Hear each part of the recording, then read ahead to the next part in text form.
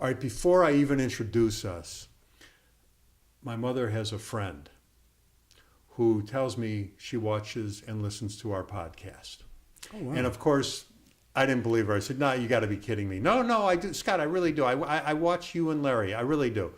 So I said, "Okay, I'm going to find out." And she goes, "Well, how are you going to find out?" I said, "Well, you'll know if I'll know if you watch this podcast, because Dawn, if you do, you'll tell me you just heard this." I just gave her a little plug. That's right, and I'd like to say hello to Don as well. There you go. So I'm Scott Farber, across, of course, from Larry Mallory. And Larry, of course, is the NFL Players Association president for the Dallas-Fort Worth chapter, the host of The Extra Point, seen exclusively on the Generations Broadcast Network and YouTube. So I guess it's, I guess they're both exclusively. That's right. And former NFL New York Giant. And good friend of? And good friend of Scott me. Farber, that's right. So, and that's the best part. And we were talking before we went on the air and everything about how when we're young, especially you guys in the NFL, we're invincible. Yeah. And now we talk about as we get older, we kind of get vulnerable. That's right. That's the evolution, isn't it? All right, I'm putting on my glasses so I can see the first question I have for you. All right, right out of the gate, Ezekiel Elliott. Well, he's obviously the positive impact that he has on a team was shown in this last game. But he's agreed to handle the suspension and calm down. But also, I think I heard that he was planning on spending his time outside of the country during his suspension. Did you hear that? No. Yeah, he's going to leave the country. So one of the sports writers said something like, well, wow, if we can't control him here, how is someone going to control him in a foreign country? But the key is, I think he's a key element on that team, because now, if they're in trouble. Yeah, they're in trouble. And if they don't have Elliott, they can focus on Dak. And you saw what happened with a focus on Dak. Well, but let me ask you, let's go back to Elliott. Why did he give up his battle for the suspension? What did the Cowboys team think of, of giving up the battle? And now you tell me he's going to go out of the country. What's going on in the front office now? Well, a lot, not just with the players. A lot is going on with the front office.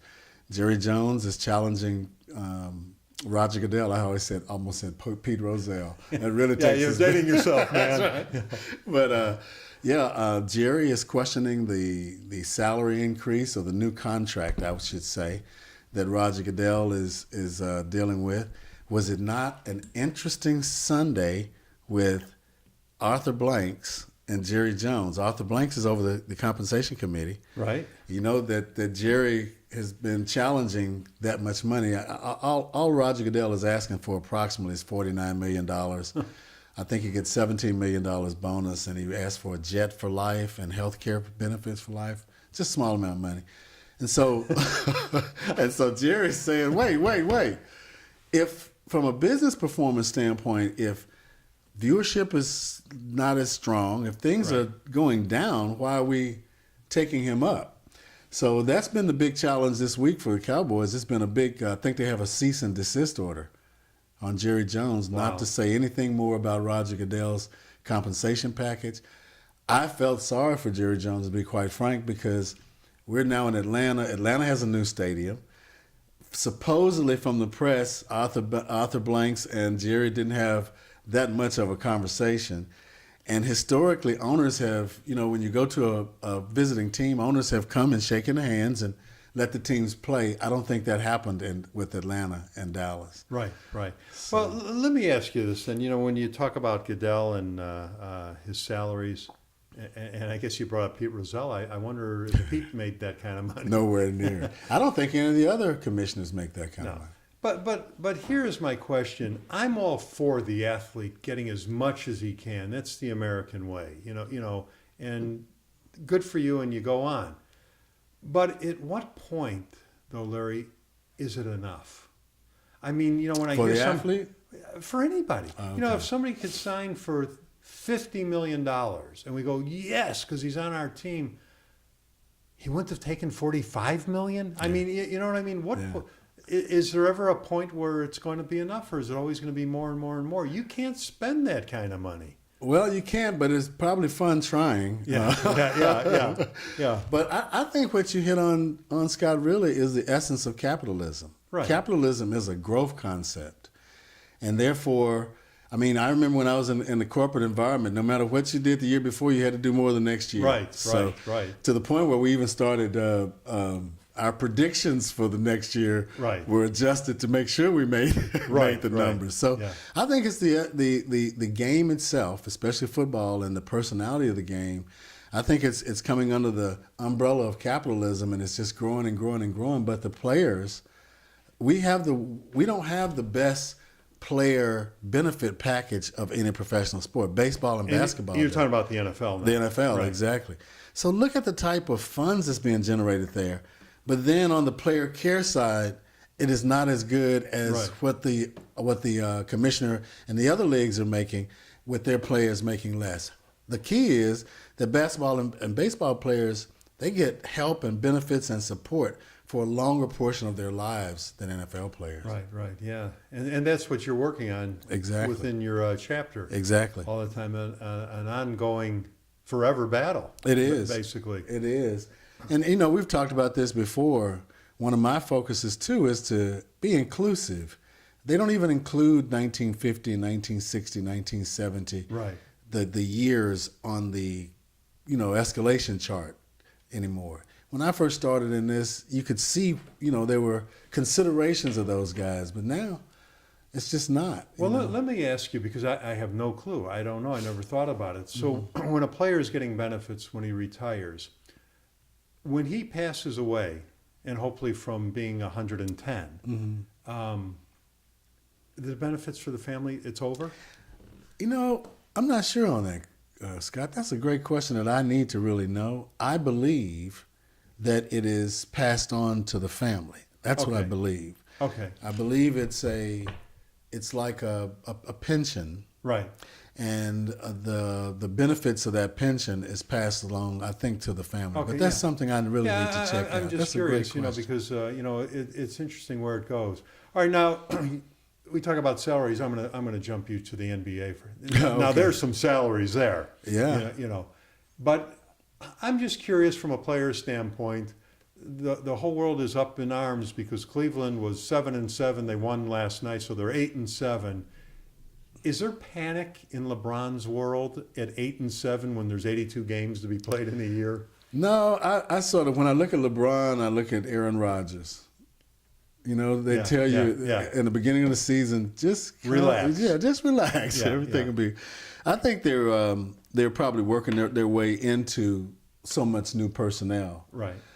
It is interesting that guard, the other guard, the shooting guard that Kyrie Irving, he's with the Celtics, and they're not doing too bad. They went 0-2, and I think they're 10-0 since then. That's right. I think holding teams, they're the best defense right now in the league. Yeah. Holding teams to less points than any other team. Yeah. So, but I think it's a long season, and there's 82 games. That's a long time. And for my Chicago teams, the Bulls especially, you're right. It is a very long season. I think the Bulls are 2-9 or something now. Who's the star there now? Is it? I don't even follow them now. It's no longer Michael Jordan. Yeah. It's funny though that we're kidding about that, but when Jordan left, and kind of unceremoniously, the whole team was kind of dissolved. Jordan, Pippen, and Rodman wanted to come back for one more year, and the Bulls thought we should rebuild, and they went from champions to I think it was 18-game winner. Right. And they've never really recovered from that. Well, I wanted to, the guard. Now, I don't want to put a halo or a crown on the Bears or even Devil's horns. Right. But there was a guard that was at University of Memphis. He came out early. He was a guard with the Bears. Right. Hurt his knee. Is it Derek? He hurt his knee. He never really performed and now he's with Cleveland. And look at Cleveland's record. He played at the University of Memphis. Point guard.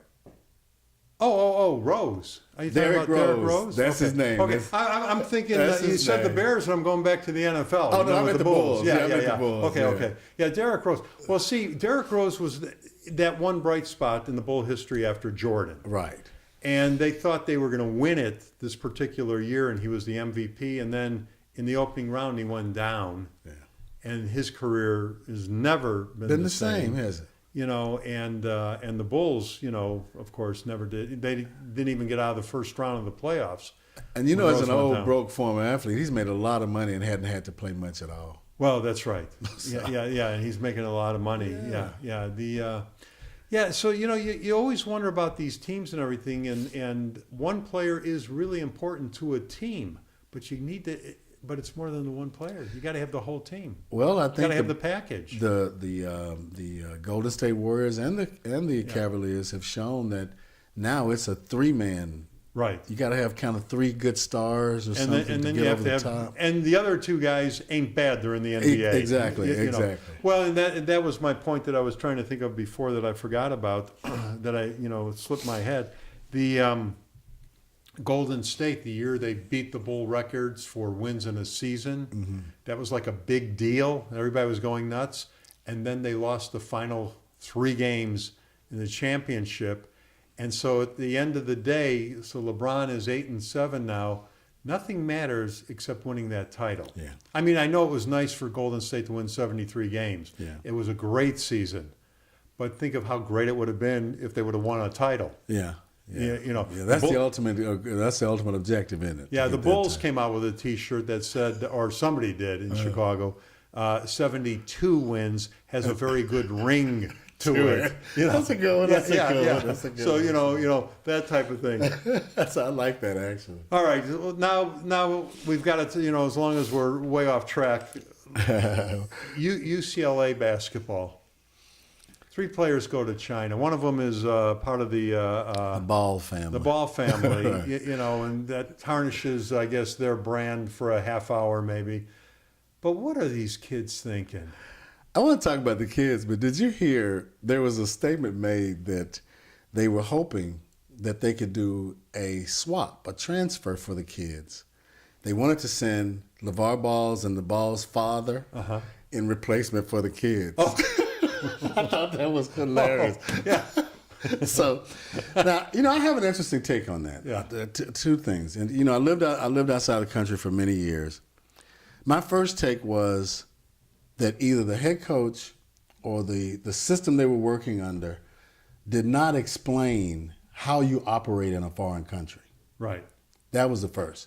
There are certain things, there's briefings that goes on when you go out of the country. We were one of the first teams. I think maybe when Larry Zonka, I played with Zonka in the World Football League, and right. when we got to the Giants, I don't know if it was the Giants of the World, but we played in Mexico City. Right. And we had a good briefing. They told us what to do, what we couldn't do, on and on. And fast forward 30 years, especially with all the things that's going on, the first thing I noticed was what's going on with the briefing process. Right, right. Then what's going on with the discipline on the team? How is a coach allowing these kids to go out? Now, trust me, I'm not taking it off the boys. Right. It was silly for them to do that. Right. It just wasn't the right thing to do. But see, now you have told me, obviously, off camera, we have talked at length about the briefing processes you talked about that you had to go through, and we don't need to get into all of that there, but it is very extensive. Yeah. They might have handled all the briefing processes well. This was silly shoplifting in a store, from what I understand. And that's where I go, do they just think they'd get away with it and get on an airplane and ha? I don't think, how could they when we just had an Olympic athlete, Ryan, the swimmer? Right. He went through a similar thing. We had to get him out. So there's a little history there. It was completely stupid what they did. Yeah. However, did you hear the responses? What did you think about the responses? A big part of it, it was stupid. It was silly. It goes back to what, we would talk about when you're young, you're invincible. Yeah. And I think that had a lot to do with it. What are we talking about, 19-year-old, 20-year-old kids? Sunglasses. Yeah. I mean, that's what I'm saying. I think part of it is immaturity. Yeah. And they'll grow up. The whole thing from their little talks and the press conference, Anyway, let's move on. Hopefully they'll clean these kids up. We'll move on, but based upon just the conditions of the world right now and how we're viewed in many respects right now, you would have thought that they would have been extremely careful with these kids. Yeah. Taking my child out of the country, he should be very much controlled. Yeah, I'm just curious. I haven't heard Old Man Ball, what he had to say. That's right. Maybe they got him on that flight going a prisoner exchange. Or Oh something. my gosh, you're so funny to think of that. All right, one more thing here. College football. Okay. Alabama, Clemson, Miami, Oklahoma. Top 4 teams. Is that the top 4 teams? Alabama, Clemson. Well, we'll know about Clemson because they're playing Miami. So one of the two of those Is going to drop. are going to drop. Yeah, yeah. And we don't know who's going to move up, but one of the two of those are going to drop. Yeah. So it would be Alabama, obviously. You think Oklahoma can get in there? Well, they're in the top 4. That's right. now. And I they think have, they're you know, gonna they're, get they're in. having this weekend, no game is easy, but they're playing Kansas at 1-9 or something. Okay. So, they should win that game. Yeah.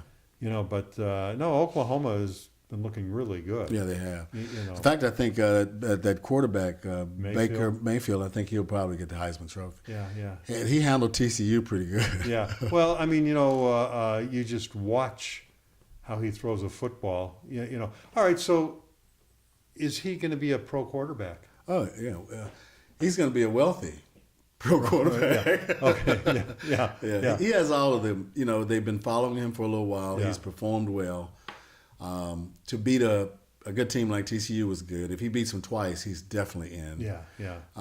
So that's where I think he's just done everything he's needed to do. And some guys, it's your year and your time. So, you talk about the money that the kids are making now to go into the NFL. Are you saying that in the 70s you weren't paid the same? If I can remember when I was paid, it was nowhere near the number of zeros that they have today. Yeah. Right? It's unbelievable. Hey, it was more. I'm invincible, I got money. Yeah, that's right. Yeah. All right, so let's go to the football the past weekend. Week 10 already, Larry. Week 10. It's really Oh, moving. and we I forgot to say it at the top. Last week we weren't on. We had our bye week. It was, and we needed it because we had a lot of injuries. Both. Yeah, that's right. That's right. We sure did. All right, so the Saints 47, the Bills 10. That's not as important beating the Bills to me as that the Saints are 7-2 and scoring a bazillion points. Who expected this? Nobody expected it. Nobody expected it. We talked about Drew Brees and what he's been doing. I did hear that maybe this might be his one more season might be enough for him.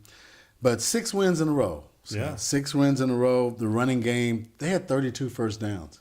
Wow. 32 first downs. So, we talked about how the running game is something that allows the quarterback to, be able to find receivers and to loosen that defense up. I think they're a direct reflection of that. Well, we always talk about how, you want your defense to get off the field and put the offense out there. Breeze is able to control the game where the defense is getting plenty of rest. Plenty. You hit the nail. Man, you were really rolling today. You hit the nail on the head. They had 32 first downs. They never punted. Oh, my gosh. Imagine the Yeah. defense is kissing Breeze. They never Yeah. punted. They had a franchise record scoring 6 rushing touchdowns. Wow.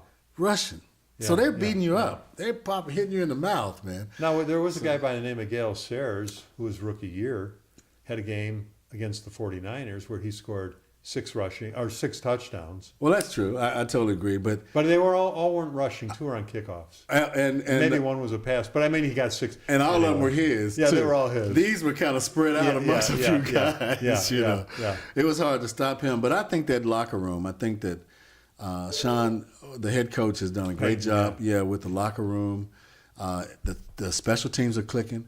Offense and defense is clicking, and you know that after being there so long, Drew Brees and that head coach, they're like father son. Now you do know that Sean Payton has a special place in my heart. Why? Do you know that he was a quarterback for the Chicago Bears He sure was. during the strike? He was one of what they called the scabs. Yeah, he broke the line. Yeah. Well, he kept the Bears going. I didn't realize that. I do remember that now. That's what he was. Yeah. Isn't that funny? It is. Yeah. And he lives around here. Oh, he lives around and lives up in Westlake. Oh, wow. Yeah. Good for him. Well, that's why there's always speculation he's going to be the Cowboy coach. Yeah, that's true. And after this season he's having, after a couple of down years, that speculation might go back up. Nothing against Garrett. I'm just you're saying, right. you're right. Just for Peyton. Well, they played the Buffalo Bills, And they tried to bring Tyrod Taylor back, but that didn't work. They're going to start that rookie this upcoming week. I think Nathan Peterman is his name. He did a pretty good job last week. Yeah. All right, the Browns lost to the Lions 38-24. The Browns seem to have been in the ball game the last few games. Are they going to win this year? I think that might be. It's hard to predict if they're going to win or not. I can tell you though that a 38-24 win, 0-9. I think they've had multiple quarterbacks. Deshaun Kaiser is playing now. Right. I think Cody Kessler is gone. I don't see, when teams get like that, and we're going to talk about a team that I love that's this as well. Yeah. It's tough to come out of this kind of funk, and especially now you're over half the season. Guys now are Tell me the locker room. Right. Well, they're looking at the last game now, not really focusing on the next one.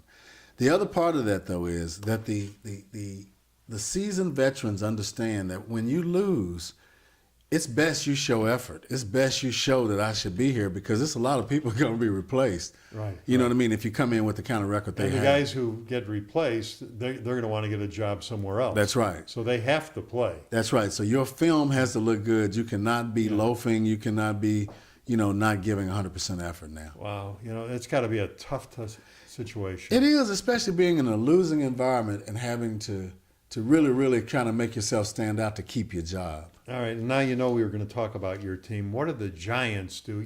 How do you feel when you're the team that lost to the 49ers, who were also struggling, without a win this year, and then they beat the Giants?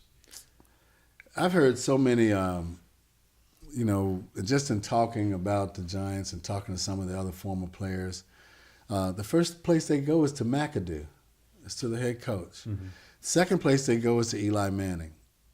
To me, when you start to get that kind of consistent regularity in where you see the issues might be, right, then you got to clean those issues up. Would the Giants be better off if they still had their old coach?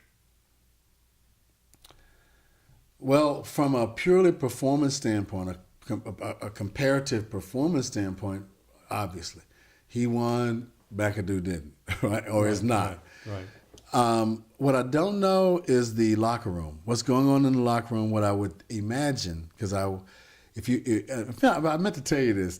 They were talking about the Giants on television, and they were saying that they've not had a season this bad since 1980. That was the year I left. I left in '79, so I started to say, "Wow!" Yeah. When I left, it went down.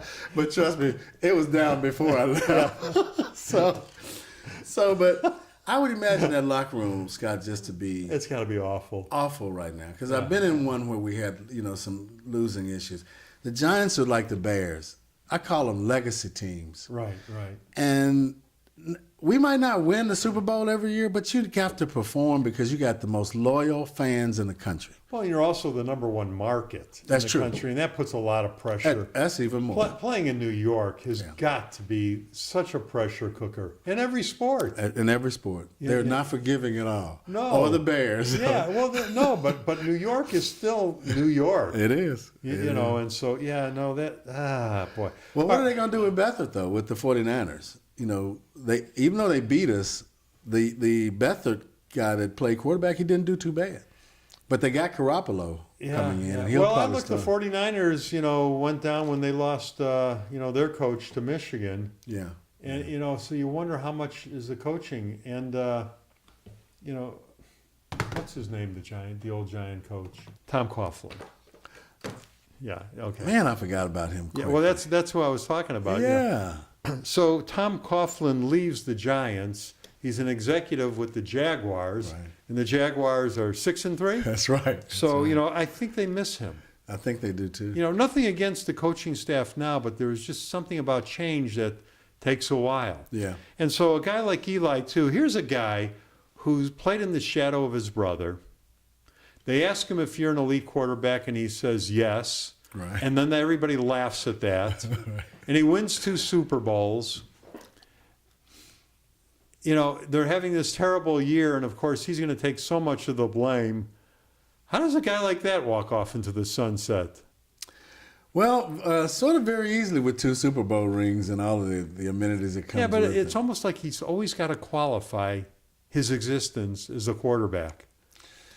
Yeah, you feel that? I think that I feel that. Yeah, it is hard to talk against any 2 Super Bowl win quarterbacks. However, Because there's not too many of them. not too many of them. However, we talk about the personality and the importance of that position, of the person that touches the ball the most. He just doesn't seem like the rah-rah guy. He's the quiet guy. He doesn't even seem like the disciplined guy. Right. He just seems like he's there. Right.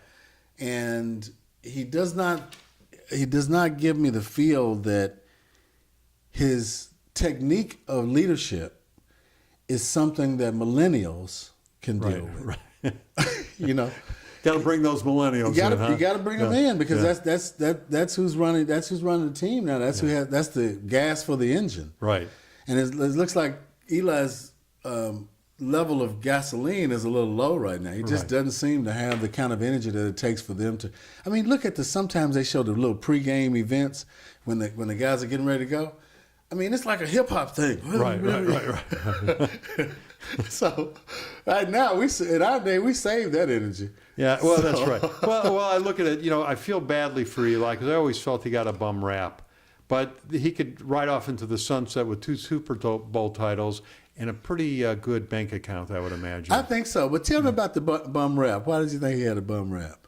I just think that I'm always hearing about that he's not as good a quarterback as he thinks. Okay. He's played in the shadow of his brother.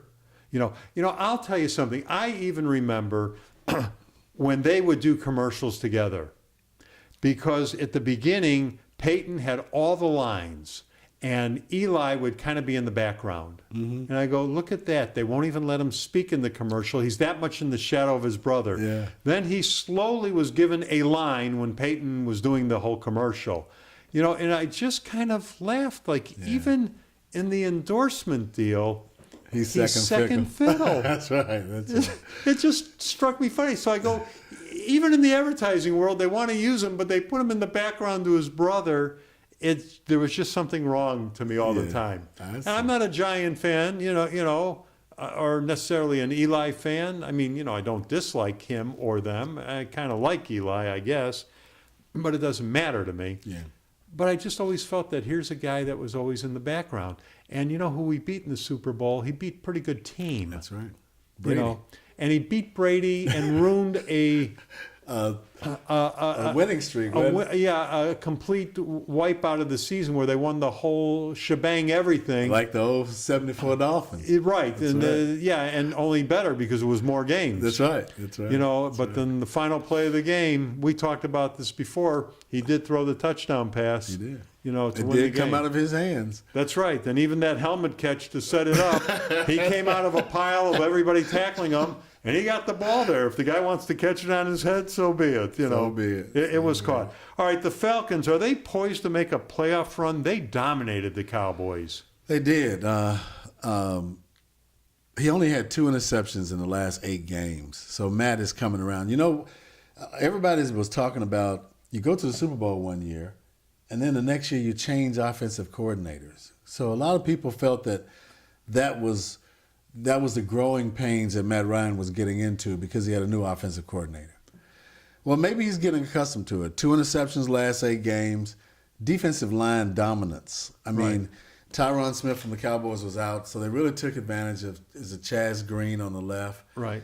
A lot of the announcers were saying that they didn't get enough help. But when I listened to Jason Garrett talk, Jason had help. He had the inside guard to help him. But the outside rushing technique of Adrian Claiborne, I guess, was just so fast, Green couldn't get him back inside, and that's where he had the sacks. But I got a question for you. Yeah. If you were on a team, and your incentive clause says you go into this game, and he had an incentive clause of 8 sacks. Right. He goes in the game with 2. He leaves the game.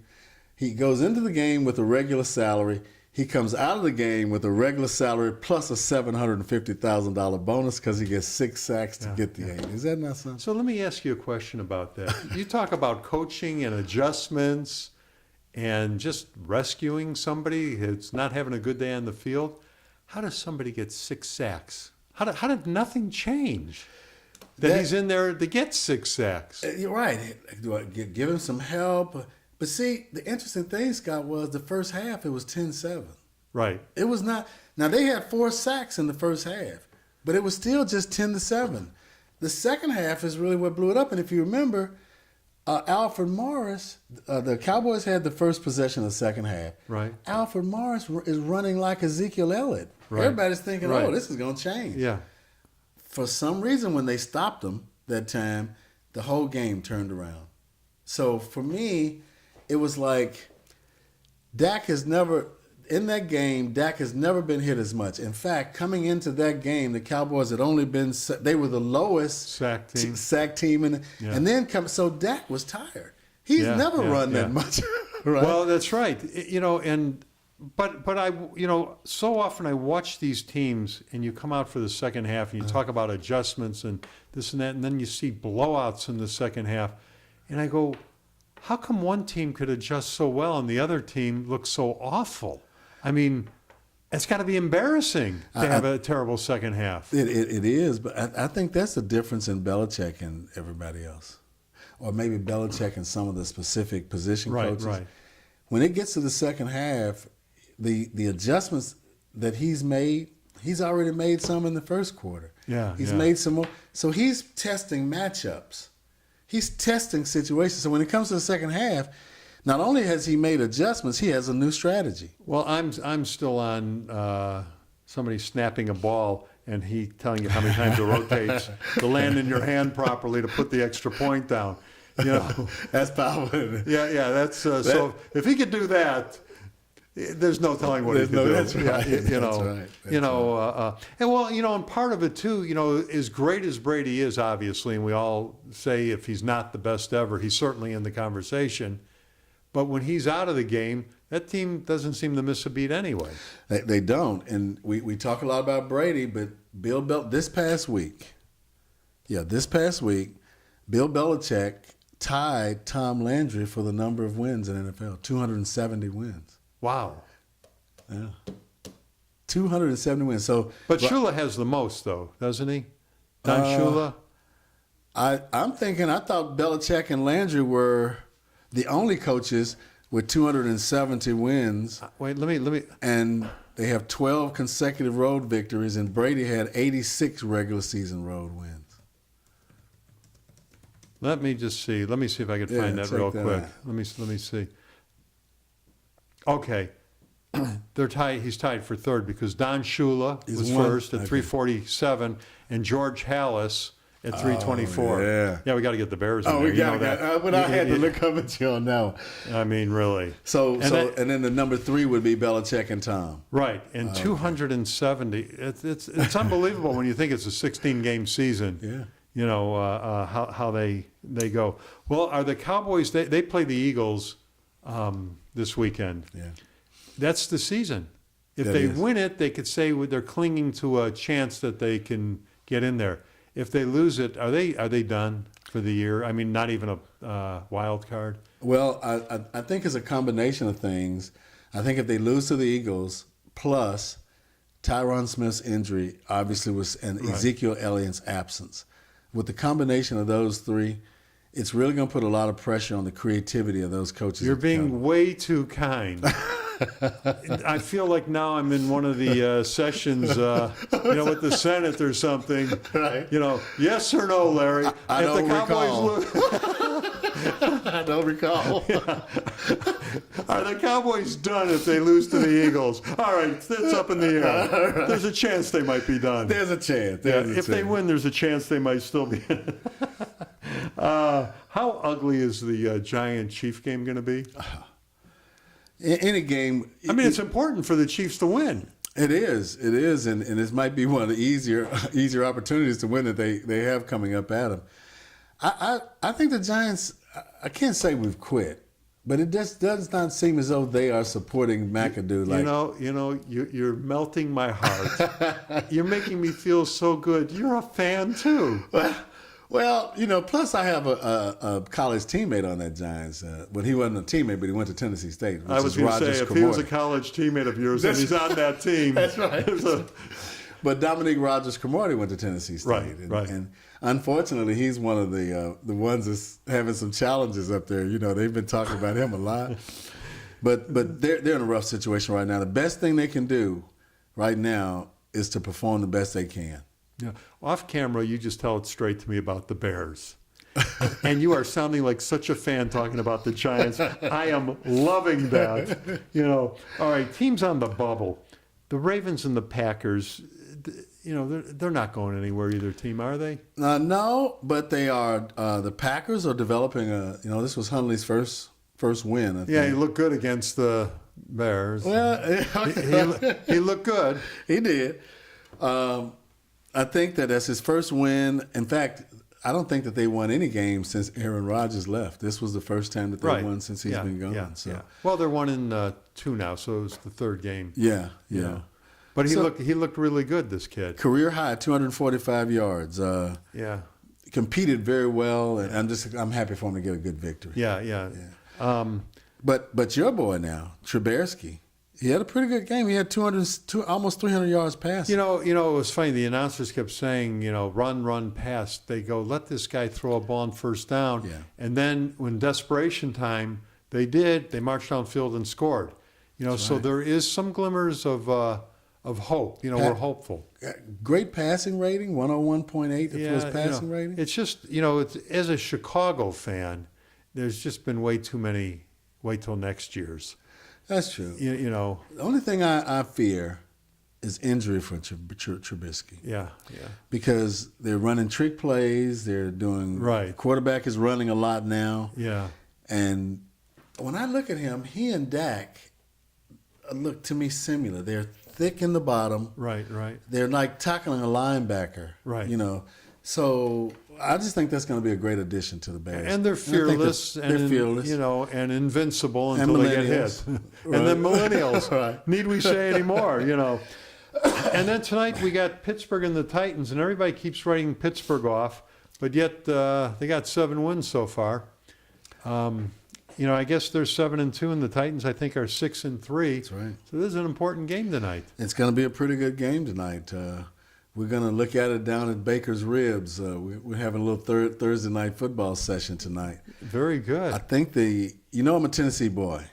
I would have never guessed. And Marcus Mariota, I like him. Yeah. I think Tennessee might take this game. Yeah.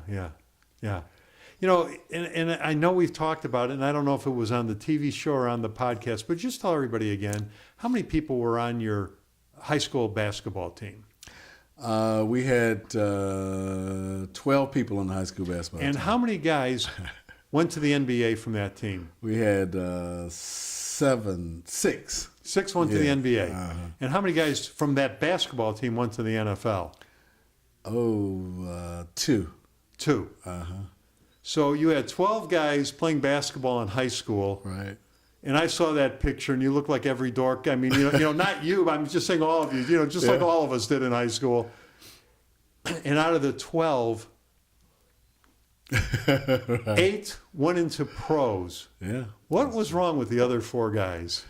Oh, well, that's a great question. In fact, if I see them, I'm going to ask them, what was wrong with you guys? I mean, Larry, think of that. When you told that to me, I'll never get over that. 8 guys from a team of 12 wound up in professional sports at the highest level. That's true. I think some of that too, Scott, is relating to the time of things. And I think it translates to what's happening now. In those days, there was a lot of HBCU schools. There was a lot of segregation. So you had pools of talent.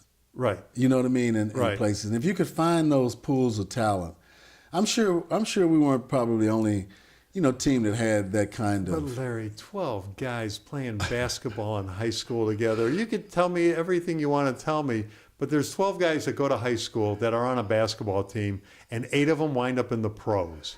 And come on, that's not an everyday occurrence. And one of them now has the actual auditorium named after him on University of Memphis campus. Larry Finch was on that team. and he played with the Lakers, and they've named the gym after him. It's unbelievable. Well, all right. Well, that's great. All right, my friend. Well, we'll be back next week. And I want to thank Dawn again, my mom's friend, who's watching and listening to us. We both send out our very best to Don. Don, please tell all of your friends to check out our podcast. You're not kidding. And then tonight also is the premiere of the highlights show, the season ending, The Extra Point for season 1. We make fun of Larry a lot in that show. He's a real good sport, so we hope you'll enjoy that. And then season 2 will be starting sometime in January. We don't have the start date yet, but we're starting to tape the shows already. Okay. And we'll be back next week with the podcast. He's Larry Mallory. I'm Scott Farber. Take care, everyone. Take care.